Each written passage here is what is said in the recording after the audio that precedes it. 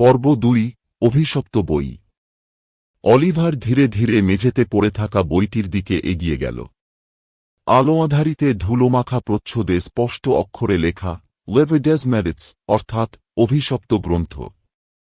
বইটি স্পর্শ করতেই চারপাশের বাতাস যেন ভারী হয়ে উঠল। দূরের তাক থেকে কয়েকটি বই আচমকা পড়ে গেল।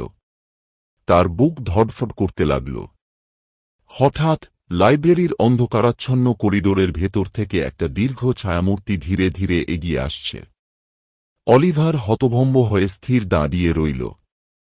তুমি আমার বই নিয়েছ? কান পাততেই শুনল গভীর ফিসফিসে এক নারী কণ্ঠ। অলিভার পিছিয়ে আসতে গিয়ে পেছনের তাকের সাথে ধাক্কা খেল। বইয়ের পাতাগুলো নিজে নিজেই ওলট পালট হতে লাগল, যেন কেউ দ্রুত কিছু খুঁজছে। ফিরিয়ে দাও, না হলে। এক শীতল হাত তার কাঁধে স্পর্শ করল। ভয়ে সে ছিটকে সামনে পড়ে গেল। ততক্ষণাৎ লাইব্রেরির ঝাড়বাতিগুলো একসঙ্গে দপ করে নিভে গেল, আর পুরো ঘরটি নিস্তব্ধ অন্ধকারে ঢেকে গেল।